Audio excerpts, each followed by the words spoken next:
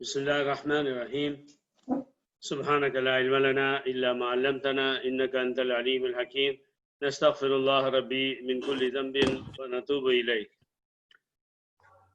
آج ہمارا حدیث کے سلسلے میں پانچویں امام ترمذی رحمۃ اللہ علیہ کے حالات سننا ہے.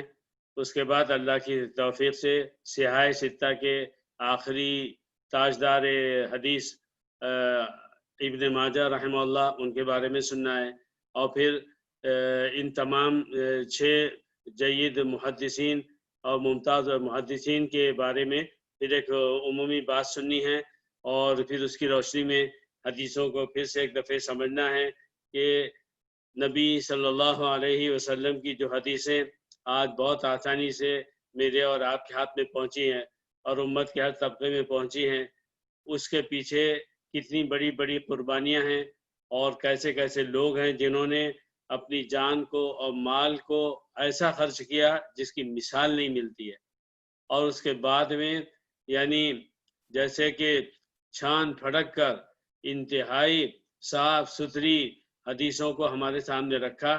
اس کی بنیاد پر ہم اپنی زندگی کو بنائیں، مگر افسوس ہے اس امت پر جو ان بڑے بڑے محدثین کے حالات سے بھی غافل ہے، ان کی محنت سے بھی غافل ہے، اور اپنے نبی صلی اللہ علیہ وسلم کی حدیثوں سے بھی غافل ہے. بہرحال ایک الگ ٹاپک ہے. تو ہم نے اللہ کی توفیق سے امام بخاری کے حالات سنے، امام مسلم کے سنے، امام ابو داؤد، امام نسائی، اور اس کے بعد اب 5ویں نمبر پہ ہیں امام ترمذی رحمۃ اللہ علیہ. جب ترمذی کہتے ہیں تو تے کے زیر کے ساتھ پڑھتے ہیں ترمذی، اور بعض حضرات اس کو ترمذی بھی پڑھتے ہیں کیونکہ امام ترمذی جو ہے وہ ترمز نام کے شہر میں پیدا ہوئے، تو یا تو وہ لفظ ترمز ہے یا ترمیز ہے. بہرحال یہ ہے امام ترمذی رحمۃ اللہ علیہ، جو ان کا پورا نام ہے محمد بن عیسیٰ بن ثورہ بن موسیٰ بن ضحاک، اور کنیت تھی ان کی ابو عیسیٰ السلمی الترمذی، تو یا السلمی الترمذی. یہ امام محمد بن عیسیٰ نام ہے ان کا.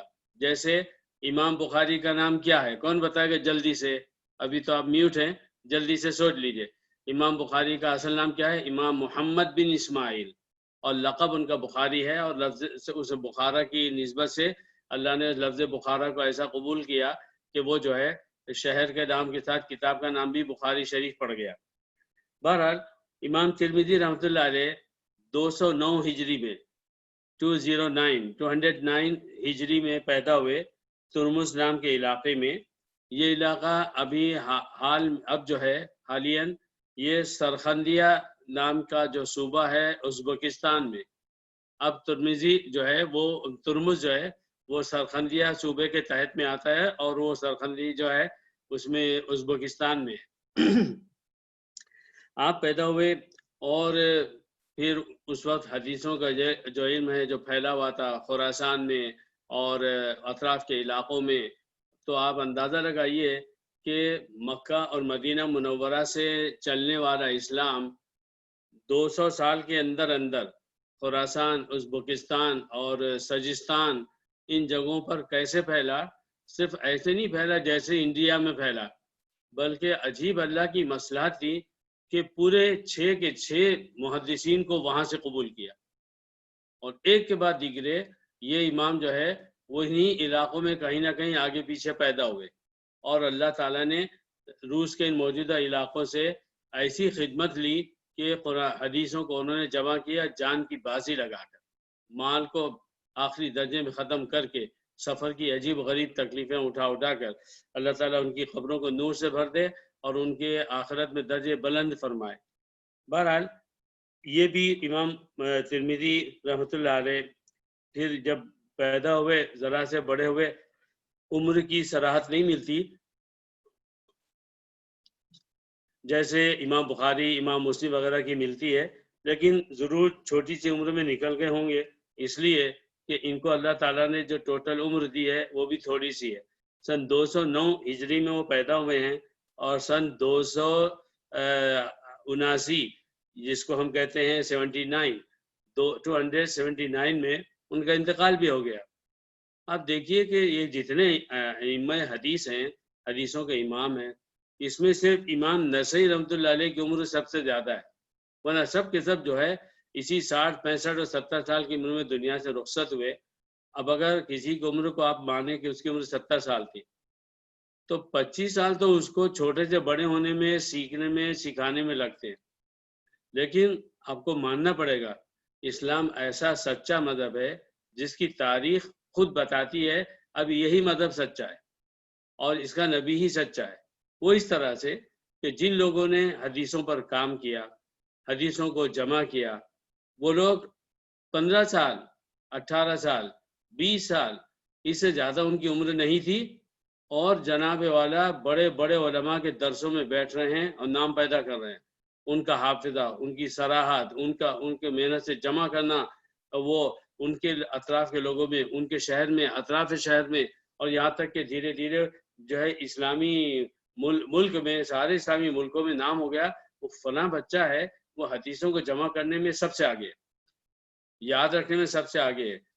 وہ اتنا چھوٹا سا ہے، اس کے سامنے مگر 15 سال اور 18 سال کی عمر کے سامنے وقت کا بڑا محدث کوئی حدیث بتائے، اور وہ لڑکا بیٹھے بیٹھے سب کے سامنے بولے نہیں یہ حدیث ایسے نہیں ہے، پھر کیسے ہے تو بتا دے یہ حدیث ایسے ایسے ہے۔ تو یہ ہوا ہے امام ترمذی رحمۃ اللہ علیہ کے ساتھ بھی، کہ انہوں نے محدثین کی بہت ساری تعداد سے جو ہے تو حدیثوں کو سنا۔ میں جب یہ کہتا ہوں نا کہ انہوں نے حدیثوں کو سنا، یہ اتنا آسان کام نہیں ہے جیسا کہ ہمارا آپ اس وقت زوم پہ بیٹھ کر سن رہے ہیں۔ میں سنا رہا ہوں اور آپ نے سن لیا، جیسے ہم مسجد میں، جیسے ہم جو ہے تو کتابوں میں اگر ہم پڑھے، نبی صلی اللہ علیہ وسلم نے فرمایا انما الاعمال بالنیات وانما لکل امرئ ما نوى الى آخر الحدیث۔ اعمال کا دار و مدار نیتوں پر ہے، اور ہر شخص کو وہی ملے گا جو اس نے نیت کی تھی۔ اب اس حدیث کو میں نے سنایا اور آپ نے سن لیا۔ امام بخاری، امام مسلم، امام ابو داؤد، امام نسائی، ابن ماجہ اور امام ترمذی، ان حضرات نے حدیثوں کو ایسے نہیں سنا ہے۔ یہ اگر انہیں معلوم ہوا کہ یہ حدیث فلاں شخص بیان کرتا ہے، یہ اس کے پاس گئے، پہلے اس کے بارے میں اچھی طرح معلومات لی، پہلے اندازہ لگایا، جتنا ایک انسانی نالج ہو سکتا تھا وہ پورا استعمال کر کے انہوں نے یہ بات سامنے رکھی کہ اس آدمی سے اس حدیث کو لینا بھی چاہیے یا نہیں لینا چاہیے۔ اور یہ معاملہ انہوں نے ایک شخص کے ساتھ نہیں کیا۔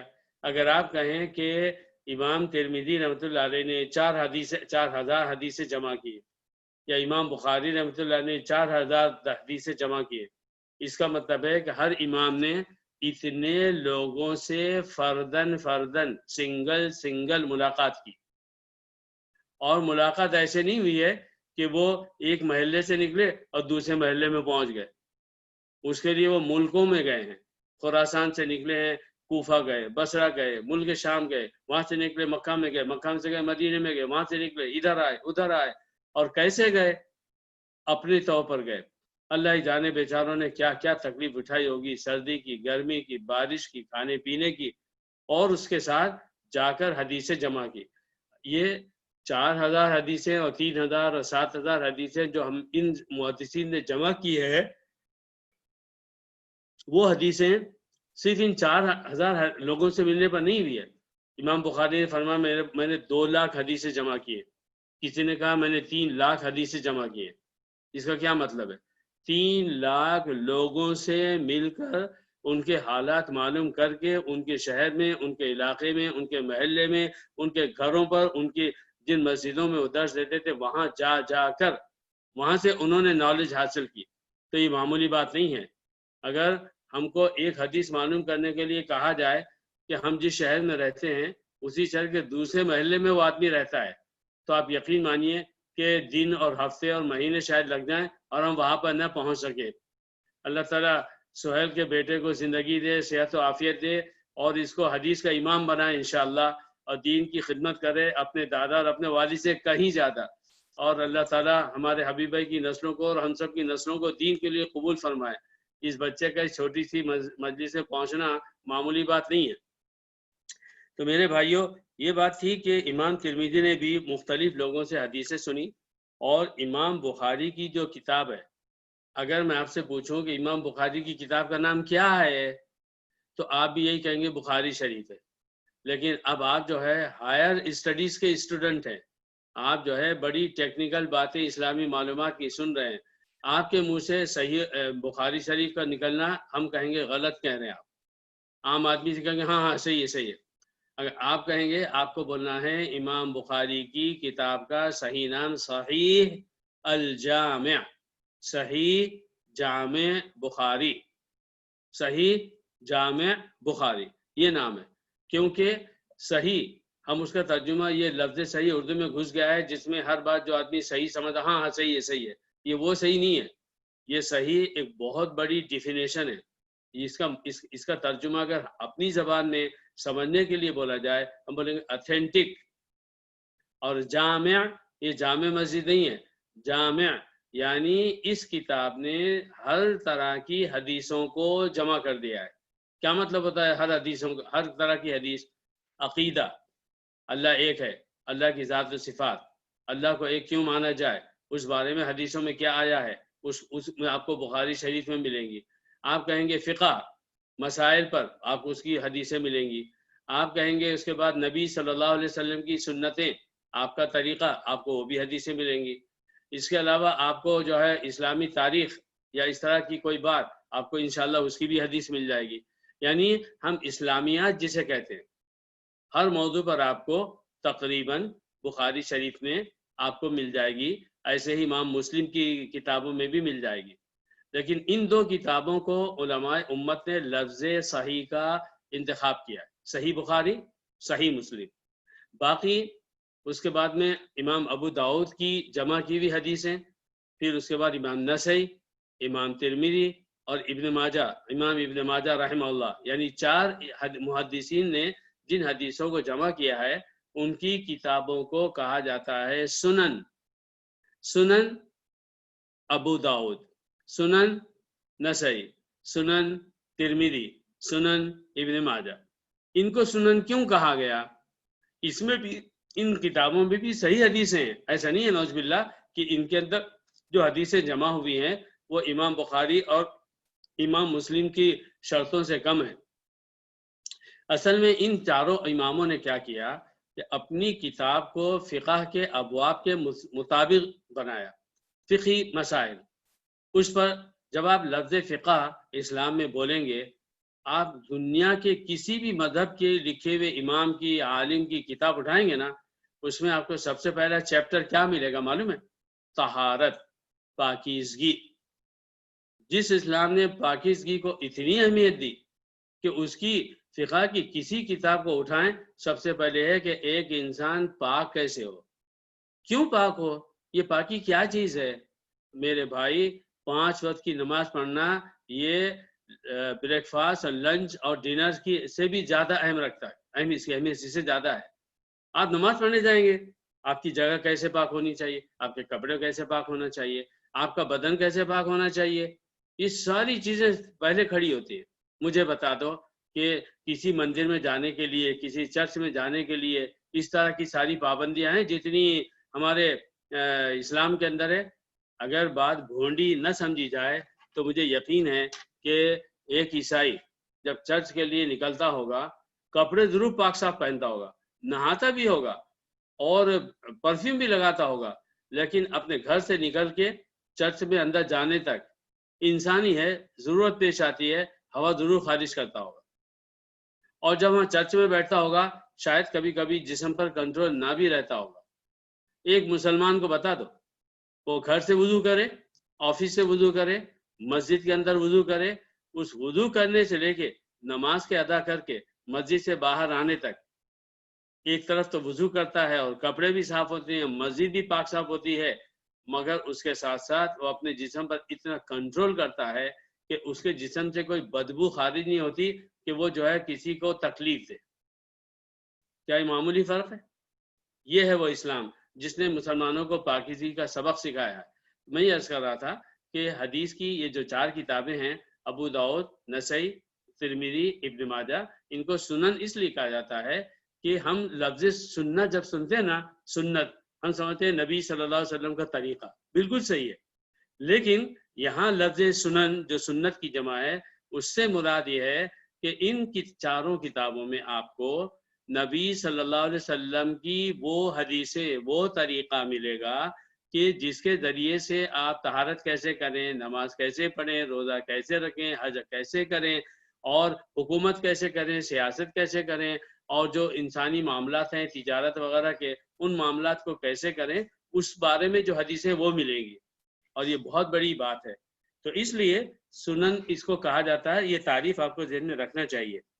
بہرحال یہ جو سنن آپ سن رہے ہیں کہ امام ابو داؤد نے جمع کی اور امام ترمذی نے، امام نسائی نے، ان سے بھی پہلے اور ان کے زمانے میں بھی دوسرے بہت سارے علماء ہیں جنہوں نے فقہ کو بیس بنا کر انہوں نے حدیثیں جمع کی ہیں۔ جیسے امام شافعی رحمۃ اللہ علیہ کی بھی ایک سنن ہے، سنن الامام الشافعی رحمہ اللہ، اس میں انہوں نے اپنے استاد ابو ابراہیم اسماعیل بن یحییٰ المزنی جو حدیث کے بڑے امام تھے ان سے جو حدیثیں سنی ہیں ان کو جمع کیا ہے۔ ایسے ہی آپ نے امام نسائی کا نام سنا، میں نے عرض کیا تھا کہ امام نسائی رحمۃ اللہ علیہ نے جو حدیثیں جمع کی، پہلے تو 10,000 سے اوپر حدیثیں جمع کی، اس کا نام رکھا گیا سنن نسائی، لیکن بعد میں پھر کچھ عرصے کے بعد انہوں نے اس کی بھی اور تحقیق کی اور اس میں بھی چھان بین کر کے پھر حدیثوں کو جمع کیا، تو پھر اس کے بعد دو نام کہے جانے لگے، سنن نسائی کبریٰ، سنن کبریٰ اور سنن صغریٰ۔ تو اس طرح کے نام ہوئے اس بنیاد پر کہ اس کے اندر فقہ کی متعلق حدیثیں ہیں اور بہت زیادہ چھان پٹک کے بعد ہیں۔ اور بھی دوسرے امام ملتے ہیں جنہوں نے فقہ کی بنیاد پر جو حدیثیں جمع کی گئیں ان کو جمع کیا اور ان کی کتاب کا نام بھی سنن پڑا، جیسے امام ابو محمد عبداللہ بن عبد الرحمن بن الفضل ہیں، اور ان کے علاوہ امام بیہقی ہیں، کہ ان لوگوں نے جو ہے اپنی کتابوں کو اس بنیاد پر جمع کیا۔ امام ترمذی نے امام بخاری، امام مسلم اور امام ابو داؤد سے بھی حدیثوں کا علم حاصل کیا ہے۔ اب دیکھیے یہ کیسی جو ہے تو گولڈن چین ہے کہ جس میں ایک وقت کا بڑا ابھرنے والا عالم شرماتا نہیں ہے، تکبر نہیں کرتا، بلکہ حدیث کے نام پر مر مٹتا ہے، اور اگر اس کو معلوم ہو کہ اس کے زمانے کا بھی ایک مشہور عالم ہے اور اس کے پاس حدیثیں ہیں، ان سے بھی جا کر سنیے۔ تو امام ترمذی کے بارے میں آتا ہے کہ جب انہوں نے امام بخاری، امام مسلم اور امام ابو داؤد سے بھی حدیثیں جمع کی ہیں۔ علامہ آخری عمر میں کیا ہوا، امام ترمذی کی بینائی ختم ہو گئی، انہیں نظر نہیں آتا تھا۔ اب کیوں نظر نہیں آتا تھا؟ تو ایک جنرل بات کیا ہے انسانوں کی، بڑھاپا آتا ہے، کمزوری آتی ہے، تو جیسے جسم کے سارے آرگن جو ہے تو کمزور ہو جاتے ہیں، آنکھ بھی کمزور ہو جاتی، اور کسی کی آنکھ زیادہ ہی کمزور ہو جائے تو اسے نظر آنا بند ہو جاتا ہے۔ سوال پیدا ہوتا ہے امام ترمذی کی آنکھیں کیوں چلی گئی، ان کی بینائی کیوں ختم ہوئی؟ اس بات پر علامہ ابن کثیر رحمۃ اللہ علیہ نے، جو بہت بڑے مفسر ہیں، آپ نام سنتے بھی ہیں، شاید آپ نے ابن کثیر پڑھی بھی ہوگی، تو یہ فرماتے ہیں ایسا لگتا ہے کہ امام ترمذی رحمۃ اللہ علیہ نے علم کے خاطر، حدیثوں کو جمع کرنے کے خاطر مختلف ملکوں کا سفر کیا اور ساری حدیثیں اکٹھا کی، اور جب اکٹھا کر کے ترمذ اپنے شہر واپس آئے، اس کے بعد ان کی بینائی گئی۔ کیوں گئی؟ جسم کمزور ہو گیا تھا اس لیے نہیں گئی، بلکہ آنکھوں کا اس کثرت سے استعمال کیا، اور ان آنکھوں نے حدیثوں کو جمع کرنے کے لیے جس کثرت سے سردی گرمی کو برداشت کیا، یہ اس کا نتیجہ تھا کہ ان کی بینائی گئی ہے۔ علامہ ہمارے امام ترمذی رحمۃ اللہ علیہ عباسی خلیفہ مامون بن رشید، ہارون رشید کے بیٹے تھے، جب وہ خلیفہ بنے اس دور میں امام ترمذی رحمۃ اللہ علیہ پیدا ہوئے۔ وہ زمانہ کچھ ایسا ہو گیا تھا کہ یونانی فلسفہ مسلمانوں نے بہت زیادہ سیکھ لیا تھا، اور اس کی وجہ سے جو مسلمانوں کے جو عقیدے ہیں اس میں بڑی ضرب لگی، اور پھر لوگوں نے عجیب عجیب بات کہنا شروع کی۔ وقت کے بڑے بڑے امام جو ہے گمراہ ہوئے، وہ پکی نمازیں پڑھتے تھے، بڑے متقی پرہیزگار تھے، لیکن فکر کی دنیا میں یونانی فلسفے کو سامنے رکھ کر گمراہ ہو گئے تھے، اور عجیب عجیب فرقے وجود میں آئے۔ ان میں سے ایک فرقہ بنا معتزلہ، ایک بنا مرجیہ، ایک بنا قدریہ، ایک بنا جبریہ۔ ان سب فرقوں کی الگ الگ تاریخ ہے، اور ان کے ناموں کی جو ہے تو ایک وجہ ہے، ابھی یہ وقت نہیں ہے اس کے بعد کے کہنے کا، مگر اس زمانے میں یہ پیدا ہوئے تو نتیجہ کیا تھا کہ بادشاہ بھی مامون رشید جو ہے وہ معتزلی فکروں سے اور ان تھاٹس سے وہ متاثر ہو گیا تھا. معتزلہ کے خلاف کوئی بھی بات کرے اس کو حکومت کا دشمن سمجھا جاتا تھا. اور اسی ضمن میں آپ کو ایک بات بتا دوں کہ امام احمد بن حنبل بھی وہ دوسرے خلیفہ غالباً معتصم باللہ کے زمانے میں تھے. تو کیا ہوا کہ معتزلہ نے ایک مسئلہ چھیڑ دیا. اب اس مسئلے کی گہرائی اگر آپ کے سامنے آئے نا تو شیطانی وسوسے پیدا ہوتے ہیں. ایک چھوٹی سی بات یہ پہلے ذہن میں آئی لوگوں کے کہ قرآن کیا ہے. جواب ہے قرآن اللہ کا کلام ہے. کیا اللہ تعالیٰ کو موت آتی ہے؟ نعوذ باللہ نہیں آتی. ان اللہ حی لا یموت، اللہ تعالیٰ صرف زندہ ہے. اور اللہ کو تو لا تاخذہ سینۃ ولا نوم، نہ اللہ تعالیٰ کو اونگ آتی ہے نہ اللہ تعالیٰ کو نیند آتی ہے. تو اب یہ ہوا کہ یہ جو الفاظ قرآن کی شکل میں ہمارے سامنے آئے، میں آپ سے کہہ رہا ہوں آپ سن رہے ہیں، تو کیا ہوا؟ ہوا میں منہ سے آواز نکلی پھر ختم ہو گئی. کتاب میں میرے الفاظ لکھے گئے تو کیا ہوا؟ کتاب بہت دنوں تک رہے گی، لیکن ایسا نہیں ہے کہ وہ پیپر جو ہے بوسیدہ نہیں ہوگا اور جو اس کے اندر حروف لکھے ہیں وہ مٹ نہ جائیں گے. تو ایک عجیب شیطانی وسوسہ یہ کھڑا ہوا کہ قرآن جو ہے اللہ کا کلام ہے بلا شبہ، مگر جب ہر چیز اللہ نے پیدا کی ہے تو قرآن بھی اللہ نے پیدا کیا ہے. اب یہاں سے ایک نیا لفظ آ گیا سامنے کہ قرآن مخلوق ہے یا پھر قرآن غیر مخلوق ہے. تو جو صحیح العقیدہ تھے اور ہیں اور آج بھی ان کا اہل سنت والجماعت کا اچھی طرح یاد رکھیے، آپ کا بھی عقیدہ ہونا چاہیے، ورنہ آپ اہل سنت والجماعت سے نہیں رہیں گے، خدا نخواستہ گمراہ ہو جائیں گے. ان کا عقیدہ ہوا قرآن مخلوق نہیں ہے بلکہ قرآن غیر مخلوق ہے. یا مخلوق اور غیر مخلوق کیا مطلب؟ مخلوق کا مطلب ہوتا ہے born created، اور غیر مخلوق یعنی not born not created. قرآن اللہ کا کلام ہے، وہ ویسے ہی ابدی ہے جیسے کہ اللہ تعالیٰ ابدی ہے. ایک سوال، قیامت آ گئی، دنیا ٹوٹ پھوٹ گئی، دنیا ختم. قرآن کیوں آیا تھا؟ قرآن آیا تھا کہ اس دنیا میں جس شخص کو بھی اللہ نے انسان بنایا اور جن بنایا ان کی ہدایت کے لیے. جب قیامت آ گئی، دنیا ختم ہو گئی، انسان ختم ہو گئے، جن ختم ہو گئے، اب قرآن کا کیا کام؟ نعوذ باللہ. تو پھر یہ مسئلہ کھڑا ہوا کہ قرآن جو ہے وہ ایسا ہی پیدا کیا ہوا ہے جیسے کہ سب لوگ، جیسے کہ ہر چیز جو نظر آتی ہے نظر نہیں آتی، اور جو بھی مخلوق ہے پھر ایک دن اس کو ختم ہونا ہے. یہ فطرہ اتنا بڑا کہ وقت کے بادشاہ مامون رشید سے لے کے بعد میں آنے والے خلفاء جو کہلائے ان سب کا وہ یہ تھا کہ بھائی کوئی بھی عالم، جو وقت کا کوئی بھی عالم ہو، چھوٹا بڑا، مسجد کا امام ہو، خطیب ہو، وہ یہ مانے قرآن مخلوق ہے. امام احمد بن حنبل رحمۃ اللہ علیہ نے کہا نہیں، قرآن مخلوق نہیں ہے، غیر مخلوق ہے. وہ وقت کے بہت بڑے امام تھے. اب انہوں نے جب یہ کہا تو گیا وہ حکومت سے ٹکر لے رہے ہیں. پہلے تو عباسی حکومت نے ان کے اوپر پریشر ڈالا، یہ کیا وہ کیا، دنیا جہان کی بات ہوئی، مگر امام احمد بن حنبل نے یہ کہا کہ اس کے جو الفاظ ہیں، الفاظ جو اس انسان تک پہنچے وہ مخلوق ہو سکتے ہیں کہ آج ہیں اور پیپر جل گیا، خراب ہو گیا، سیاہی ختم ہو گئی، لیکن وہ جو الفاظ ہیں جو اللہ نے فرمایا ہے وہ ہمیشہ ہمیشہ رہیں گے. انسان ہو تب بھی رہیں گے، قیامت ہے تب بھی رہیں گے. اللہ تعالیٰ ہے، اللہ کا کلام بھی ہے، بات ختم. اس پر امام احمد بن حنبل کو کوڑے مارے گئے، ان کو جیل میں ڈالا گیا. اور ان بات سے بات نکلتی ہے جب امام احمد بن حنبل اس میں تھے، جیل میں تھے، تو اس وقت کا ایک بڑا نامی گرامی مجرم بھی جیل میں تھا. آپ کو معلوم ہے اس سے کیا کہا؟ اس نے امام احمد بن حنبل سے کہا کہ امام صاحب دیکھیے، میں نے بڑے بڑے جرم کیے ہیں، مگر اتنے دنوں گئے جیل میں، مجھے اتنا مارا گیا ہے، میں نے پھر بھی یہی کہا میں نے نہیں کیا، یہ تو میں نے دنیا کے لیے کیا ہے. آپ تو اتنے بڑے امام ہیں، اگر آپ کو کوڑے ماریں گے تو مجھے امید ہے کہ آپ بدل نہیں جائیں گے، آپ اپنی بات پر قائم رہیں گے. وقت کے بہت بڑے مجرم نے وقت کے بہت بڑے امام کو یہ نصیحت کی کہ میں نے کوڑے کھائے ہیں، جیل کی سختی برداشت کی ہے، مگر میں پھر بھی نہیں بدلا، میں بولا نہیں، میں نے نہیں کیا۔ تو آپ بھی اس بات پر قائم رہیے۔ دیکھیے ایسا ہوتا ہے۔ تو بہرحال یہ ایک الگ بات ہے۔ تو امام ترمذی رحمۃ اللہ علیہ بھی اس زمانے میں تھے، اور پھر کیا ہو گیا تھا کہ مختلف لوگ اپنے اپنے سیاسی مقاصد کو حاصل کرنے کے لیے نا جھوٹی جھوٹی حدیثیں بنانے لگ گئے تھے۔ مسلمانوں میں گراوٹ یہاں تک آئی ہے۔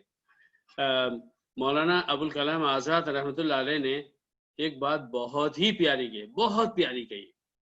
انہوں نے کہا ہے کہ دیکھو، شیر اپنی ہی نسل پہ حملہ نہیں کرتا، ایک شیر دوسرے شیر کو مار ڈالے، ایسا کبھی نہیں ہوا ہے۔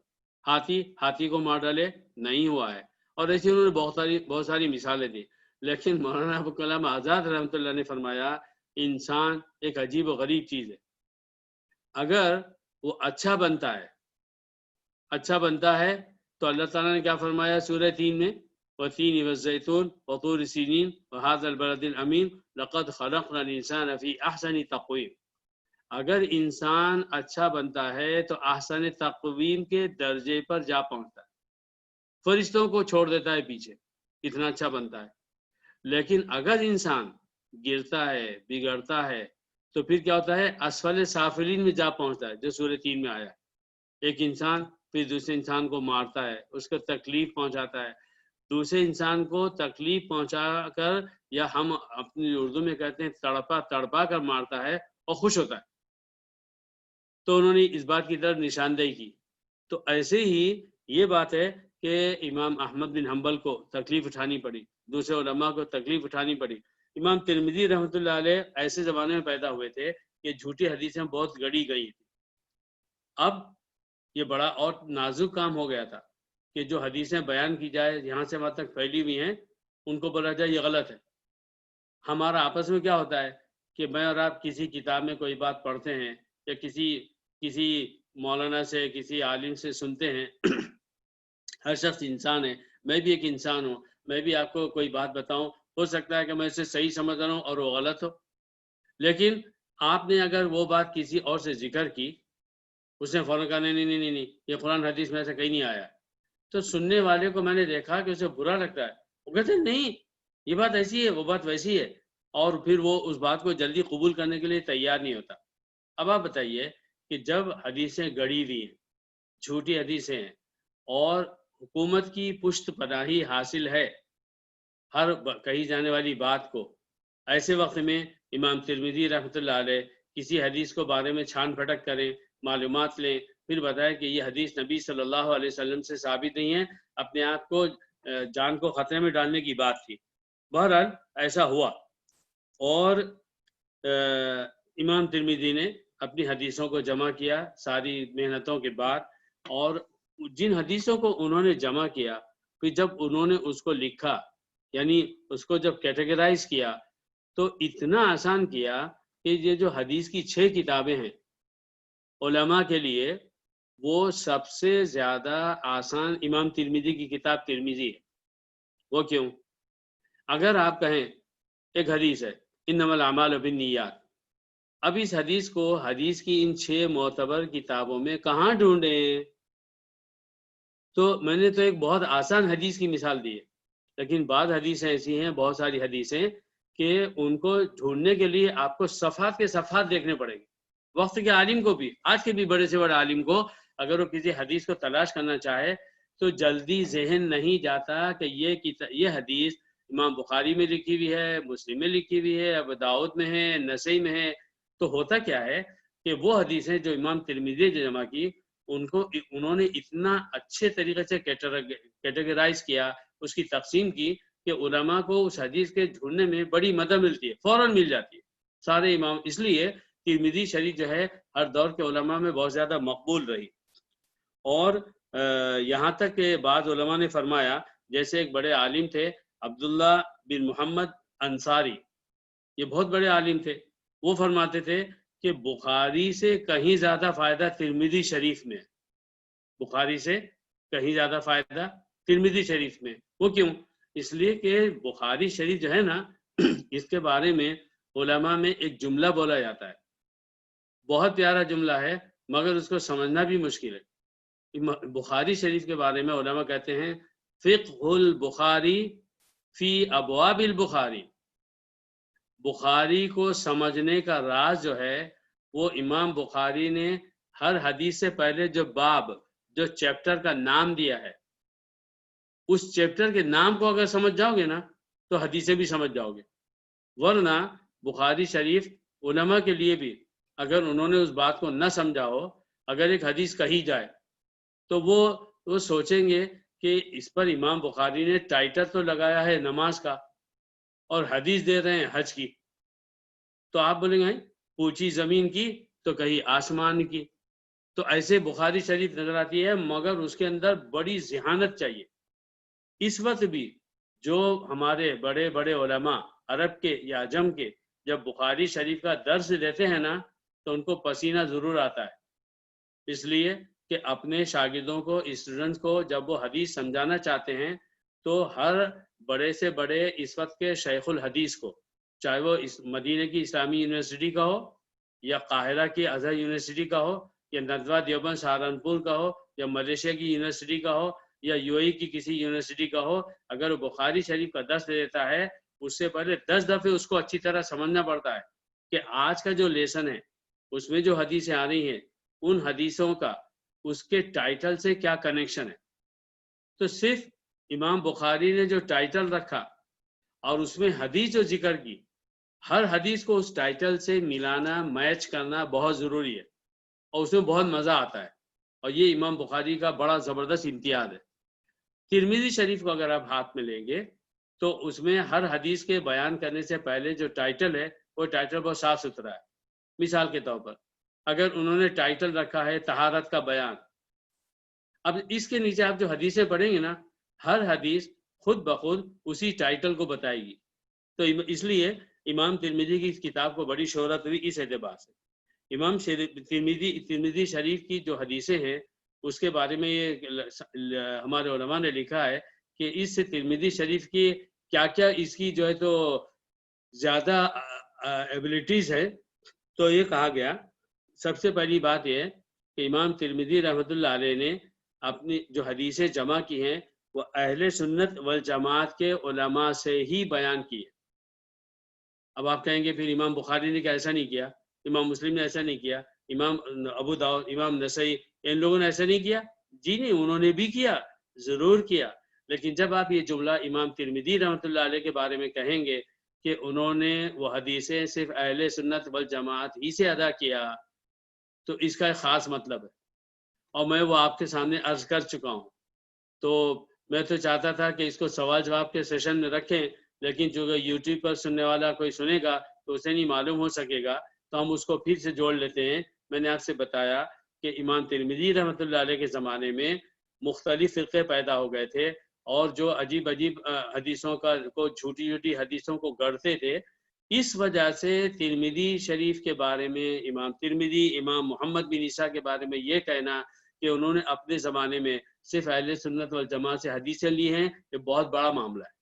یعنی وہ لوگ جو صحیح راستے سے فکری طور پر، عملی طور پر، عقیدے میں ہٹ چکے تھے، امام ترمذی رحمۃ اللہ علیہ نے ان سے کوئی حدیث نہیں لی، اسے بہت بڑی بات ہے۔ دوسری بات یہ ہے امام بخاری شریف، مسلم شریف وغیرہ وغیرہ میں آپ نے سنا ہے کہ اس میں ایک حدیث، ایک مطلب کی حدیث کئی سندوں سے بیان ہوئی ہے۔ اگر آپ کہیں کہ حدیث کا دار و مدار نیت پر ہے، یہ اعمال کا دار و مدار نیت پر ہے اور ہر شخص کو نیت کے اعتبار سے ملے گا، اب اس حدیث کو بیان کرنے والے سمجھے کہ 50 راوی ہیں، اور وہ 50 راوی ایک ہی سند کے اندر، ایک ہی نیریشن میں نہیں آتے، 4-5 لوگوں نے یہ حدیث بیان کی، دوسرے 4-5 لوگوں نے وہی حدیث بیان کی، تیسرے 4-5-6 لوگوں نے وہی حدیث بیان کی۔ تو امام بخاری، امام مسلم وغیرہ نے کیا کیا ہے کہ جن جن الگ الگ گروپ سے کوئی حدیث ملی ہے ان سب کو انہوں نے ذکر کیا، اور یہ بہت ضروری تھا۔ تو کیا ہو گیا کہ حدیثیں اگر 7,000 جمع ہوئی ہیں بخاری شریف میں، تو ناٹ ریپیٹڈ وہ حدیثیں جن کی مختلف سندیں نہیں لکھی گئی ہیں، اونلی ہم بس ہر حدیث کو ون نیریٹر سے لیں اور پھر کاؤنٹ کریں تو 7,000 اگر جمع کی ہیں تو اس میں ناٹ ریپیٹڈ حدیثیں 4,000 ہو جاتی ہیں. ایسے ہی دوسری مختلف کی حدیث کی کتابوں کی ہے. مگر امام ترمذی رحمۃ اللہ علیہ نے جو ترمذی شریف لکھی ہے اس میں ریپیٹڈ حدیثیں صرف 83 ہیں. لیس ہے. سب سے زیادہ کم ریپیٹڈ حدیثیں ترمذی شریف میں ہیں اور صرف 83 ہیں. اس کے بعد کیا ہوا کہ ترمذی شریف کی ایک خاصیت یہ ہے کہ امام ترمذی نے حدیثیں جو ذکر کی ہیں ایک ٹائٹل کے نیچے 4 5 8 10 جیسی صحیح حدیثوں سے ان کو ملی ہے. تو جو ٹائٹل انہوں نے رکھا ہے اس کے نیچے جو حدیثیں آئی ہیں وہ دونوں سیم ہیں, الگ الگ نہیں ہیں. چوتھی بات یہ ہے ایک اور کام امام ترمذی رحمۃ اللہ علیہ نے بڑا زبردست کیا ہے. اس کو سمجھانے کے لیے میں مثال کے طور پر کہتا ہوں کہ اگر ہم پاکستان میں کہیں کہ ابو احمد, ہمارے ایک دوست ہیں وہ ہیں ابو احمد, تو انور بھائی کے محلے میں بھی اگر میں کہوں گا تو مجھ سے سب لوگ پوچھیں گے ابو احمد یہ کون صاحب ہیں, ہم تو نہیں جانتے. میں کہوں گا یہ ان کی کنیت ہے, ان کے لڑکے کا نام احمد ہے اس لیے ان کو ابو احمد کہا جاتا. مجھ سے سب کہیں گے بھائی یہاں تو بہت سارے لوگ ہیں جن کے بیٹوں کا نام احمد ہوگا. اب یہ کہ ابو احمد جو ہے وہ انور کے بیٹے ہیں, تو جس راوی نے کوئی حدیث بیان کی اس میں اس کا نام نہیں آیا, اس کی کنیت آئی ابو احمد مثال کے طور پر. یا اگر ہمارے گروپ میں اگر میں کسی سے کہوں کہ میری ابو سہیل سے ملاقات ہوئی تھی, ابو سہیل یہ کون ہے؟ ارے یار آپ سے ملاقات ہوئی ہے, آپ جانتے ہیں ان کو اچھی طرح. وہ کہیں گے بھائی ابو سہیل میرے دوستوں کے حلقوں میں کسی کے نام نہیں ہے. ارے بھائی ہمارے حبیب بھائی, ہاں بھائی حبیب بولے نا ایسے. تو اگر کوئی حدیث ترمذی شریف میں کسی کی کنیت کے ساتھ آئی تو اس حدیث میں حدثنا فلان فلان فلان ابو احمد ابو عبیدہ جو بھی نام آیا ہو, امام ترمذی نے چھان پھٹک کر کے صحیح معلومات لے کے اس کا نام بھی ذکر کیا ہے. یہ بات معمولی نہیں ہے جناب. ایسے ہی بعض جگہوں پر کیا ہوا کہ راوی کا نام آیا ہے, حدیث کے بیان کرنے والے کا نام آیا ہے تو اس کی کنیت نہیں معلوم. اور آپ حضرات یہاں عرب دنیا میں رہے ہیں, آپ جانتے ہیں کنیت کی اہمیت. اور میں نے عرض بھی کیا تھا کہ عربوں میں جب تک وہ کنیت نہ سنے نا ان کا پیٹ نہیں بھرتا, ان کو مزہ نہیں آتا بات چیت کرنے میں, تو عادی ہے کہ کنیت سنے. تو اس میں امام ترمذی رحمۃ اللہ علیہ نے یہ بھی کیا ہے کہ انہوں نے اگر نام آیا ہے تو کنیت بھی ڈھونڈ ڈھانڈ کے بتا دی ہے, اور اگر صرف کنیت آئی ہے تو ڈھونڈ ڈھانڈ کے نام بھی پیش کیا ہے. یہ صرف ان کا امتیاز ہے, دوسری حدیث کی کتابوں میں یہ بات نہیں ہے. پانچویں بات یہ ہے کہ ترمذی شریف کی حدیثیں فقہا میں جو فقہ کا کام کرتے ہیں, مسائل نکالتے ہیں, مسائل میں اللہ اور رسول کا حکم بتاتے ہیں, ان میں یہ کتاب بہت زیادہ مشہور ہوئی ہے. اس کے علاوہ ایک بات اور امام ترمذی رحمۃ اللہ علیہ نے کی, بہت بڑی کی ہے. وہ کیا ہے؟ وہ یہ ہے کہ امام ترمذی رحمۃ اللہ علیہ نے مختلف مذاہب جو ہیں, جیسے آپ سنتے ہیں حنفی, شافعی, حنبلی, مالکی, اور اس کے علاوہ ابن حزم رحمۃ اللہ علیہ جو ہے ایک امام گزرے ہیں, ان کے علاوہ بھی اور دوسرے ائمہ گزرے ہیں. تو ان سارے مسلکوں کی مختلف حدیثوں کو انہوں نے جمع کیا ہے. ترمذی شریف کے آپ کو مسائل سے متعلق صرف وہ حدیثیں نہیں ملیں گی جو امام مالک کے مسلک کو ثابت کرتی ہیں, یا امام ابو حنیفہ کے, یا امام شافعی کے, یا امام احمد بن حنبل کے, یا کسی اور امام کے, بلکہ انہوں نے امانت داری کے ساتھ میں ساری حدیثیں جمع کی. ساتویں بات ترمذی شریف کی خاص بات یہ ہے کہ حدیثوں میں کوئی ایسا لفظ آیا جو زبان کے اعتبار سے, عربی زبان کے اعتبار سے بہت بھاری بھرکم ہے, اور اس کا مطلب سمجھنا سنتے ہی آسان نہیں ہے, تو انہوں نے اس مشکل لفظ کے معنی اور مطلب بھی بیان کیے. یہ ترمذی شریف کی بات ہے. اس کے علاوہ کیا ہوا ہے کہ امام ترمذی رحمۃ اللہ علیہ نے ترمذی شریف کو اتنا زیادہ آرگنائز کیا ہے, ان کا کیٹیگریز ان کی اتنی آسان بنائی ہے کہ آپ کسی بھی حدیث کو اگر ڈھونڈنا چاہتے ہیں تو فوراً آپ کو وہ حدیث مل جائے گی. یہ کام علماء کا ہے، وہی کر سکتے ہیں. ایک بات یہ بھی ہے، ترمذی شریف میں کوئی جھوٹی حدیث نہیں ہے. یہ بہت بڑی بات ہے میرے بھائیوں. آپ سوچئے امام ترمذی جس زمانے میں ہیں، جن لوگوں کے درمیان سانس لے رہے ہیں، جس حکومت کے تحت میں زندگی گزار رہے ہیں، جھوٹی حدیثیں انتہا سے زیادہ گڑی جا رہی ہیں. اب ایک شخص صحیح حدیثوں کو جمع کرنے کے لیے نکلا، آسان کام ہے؟ انتہائی مشکل ہے. ہو سکتا تھا کوئی ایک حدیث بائی چانس جھوٹی حدیث ساری چھان پھٹک کے بعد بھی وہ صحیح سمجھ لیتے اور لکھ دیتے، مگر اللہ تعالیٰ نے اس قدر جو ہے تو حدیثوں کی حفاظت فرمائے ان اپنے نیک بندوں کے ذریعے کہ ترمذی میں ایک بھی جھوٹی حدیث نہیں آئی ہے. خلاصہ یہ ہے کہ امام ترمذی رحمۃ اللہ علیہ نے جتنی حدیثیں جمع کی ہیں ان کی 4 قسمیں ہیں. کیا 4 قسمیں ہیں؟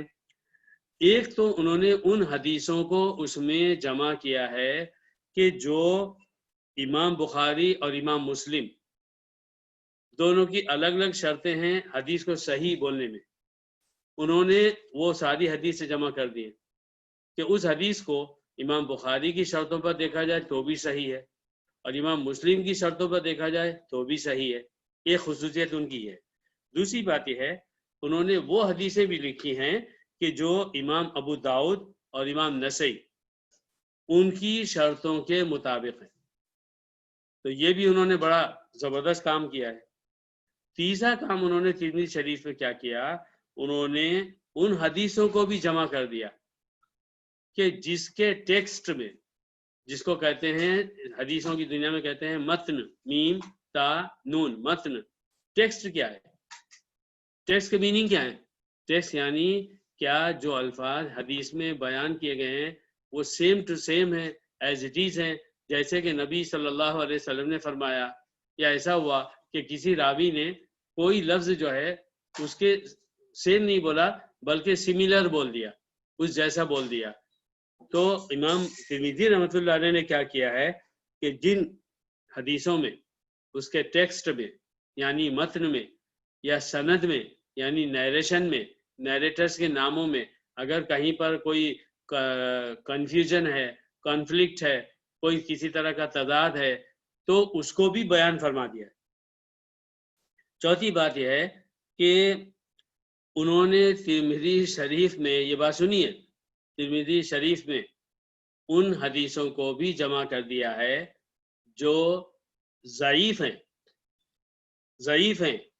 سند کے اعتبار سے یا متن کے اعتبار سے، مگر بات کو علماء نے یا پہلے کے علماء نے اس پر اعتماد کیا ہے اور اس کی بنیاد پر کسی فقہی مسئلے میں حکم دیا ہے، فتویٰ دیا ہے. تو یہ ساری چیزیں بھی چونکہ اس میں جمع کی گئی، اس لیے ہر دور کے علماء نے جب ان صحیح حدیثوں کے تمام مجموعے کو، اس کلیکشن کو، صحیح حدیثوں کے کلیکشن کو جب نمبر دیا تو کہا کہ نمبر 1 پر صحیح حدیثوں کا کلیکشن بخاری شریف ہے. اس کے بعد صحیح حدیثوں کا صحیح کلیکشن صحیح مسلم میں ہے.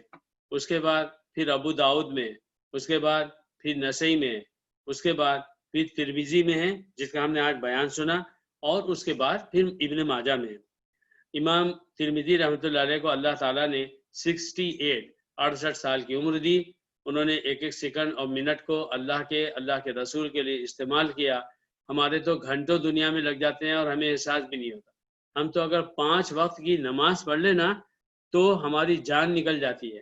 اور آپ بھی، میں نے اپنا جائزہ لیا، یقین مانیے نماز پڑھنے کے بعد رونا آیا ہے اور شرم آئی، اور اتنی شرم آئی نا کہ جی چاہا مسجد سے بھاگ جاؤ، ہم منہ دکھانے کے لائق ہیں اللہ کے گھر میں بیٹھے. کسی دن ایسا کیجئے 2 رکعت گھر میں یا مسجد میں 2 رکعت پڑھیے، چاہے 2 رکعت سنت پڑھیے نمازوں کی یا ایکسٹرا پڑھیے، اور اپنے دماغ کے اعتبار سے یہ طے کر لیجئے کہ آپ بہت لمبی نماز پڑھنا چاہتے ہیں، اتنی لمبی نماز پڑھنا چاہتے ہیں کہ آپ کا دل بھر جائے. اب سورہ فاتحہ کو تو آپ جو ہے تو اس میں 7 آیاتیں ہیں تو اس کو 70 تو نہیں بنا سکتے، تو سورہ فاتحہ آپ کو اتنی پڑھنی ہوگی. اور قل یا ایھا الکافرون میں جتنی آیتیں اتنی ہی پڑھنی ہوگی. اگر آپ کو 10 15 20 25 صورتیں یاد ہیں تو آپ طے کر لیجیے میں اتنی ساری صورتیں ایک رکعت میں پڑھوں گا، دوسری رکعت میں پھر اس کو ریپیٹ کروں گا. اور سبحان ربی العظیم آپ 3 دفعے پڑھ سکتے ہیں یا 9 دفعے یا 19 ٹائم آڈ نمبر میں آپ اس کو کتنے ٹائم پڑھ سکتے ہیں اتنی دفعے پڑھیے. اور سجدے کو بھی کہ سبحان ربی الاعلیٰ کو جتنی دفعے پڑھ سکتے ہیں آپ اس کو پڑھیے.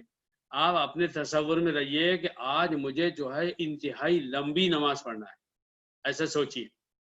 اور نماز شروع کرنے سے پہلے گھڑی دیکھ لیجیے کیا ٹائم ہو رہا ہے. 9:05 ہو رہے ہیں، 10 ہو رہے ہیں. آپ گھڑی کے کانٹوں کو دیکھ لیں. پھر اس کے بعد آپ نماز پڑھیے، اطمینان سے پڑھیے، آہستہ پڑھیے، لمبی پڑھیے، لمبی پڑھیے، لمبی پڑھیے. اور اتحیات بھی خوب لمبا کیجیے اور سب کچھ ختم کرنے کے بعد سلام پھیریے. سلام پھیرتے ہی جلدی سے گھڑی دیکھیے. جب آپ گھڑی دیکھیں گے نا آپ شرما جائیں گے.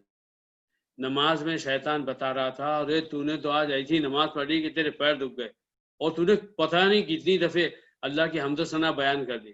اور جب وہ 2 رکعت ختم ہوں گے تو آپ کو پتہ چلے گا 5 منٹ ہوئے. یہ وہ لمبی نماز. 5 منٹ کی نماز کو آپ نے لمبی سمجھا کہ بہت بڑا تیر مارا. یہ نماز 5 منٹ کی اللہ کے دربار میں پیش کی جائے. فرض کر لیجئے میں آپ کو گفٹ دیتا ہوں، میں نے آپ کو لفافہ دیا، اس میں کچھ پیسے گفٹ دیے. آپ نے جب وہ لفافہ کھولا اس میں 5 درہم رکھے ہوئے تھے. اب بولیں گے ظفر نے کیا مذاق کیا بھائی، میری حیثیت 5 درہم لینے کی ہے. غریب فقیر کو تو آپ 5 درہم دے دو گے، مگر ایک دوسرے دوست کو کیا کرے 5 درہم دے.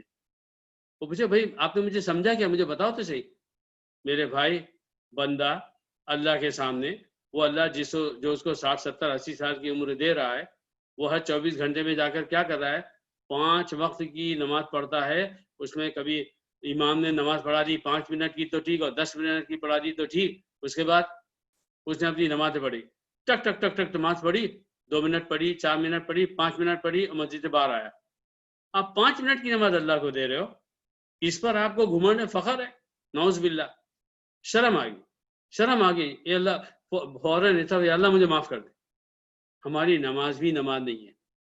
تو اللہ تعالیٰ توفیق دے. بہرحال میں یہ بات اس بات پر عرض کر رہا تھا کہ امام ترمذی رحمۃ اللہ علیہ، امام مسلم، امام ابو داؤد، امام بخاری، ان کی عمریں کتنی تھی. اس میں ان کا کھانا پینا، ان کا آنا جانا، ان کی ضروریات لگی تھی. ان کے پاس نہ پلین تھا، نہ کار تھی، نہ کوئی سفر کا کوئی آسان طریقہ تھا. وہ سردی گرمی سے بچنے کے کپڑے بھی انہوں نے کیا پہنے ہوں گے، مگر ایک دھن تھی کہ نبی صلی اللہ علیہ وسلم کی صحیح حدیثوں کو جمع کریں گے، امت تک پہنچائیں گے. انہوں نے ایک کام کیا، اپنے ہر منٹ اور ہر سیکنڈ کو استعمال کیا اور انہوں نے اتنا بڑا کام کیا. اور پھر اس کے بعد 279 ہجری میں امام ترمذی رحمۃ اللہ علیہ کی وفات ہوئی. تو یہ تھے امام ترمذی، اور ہم نے ان کے حالات سنے، اور اوپر کی اس سے پہلے ان کے محدثین کے بھی ہم نے بہت سارے سنے. علامہ ہمارے امام ابن ماجہ رحمۃ اللہ علیہ کا بیان باقی رہتا ہے، اس کو اگلی نشست پر رکھتے ہیں.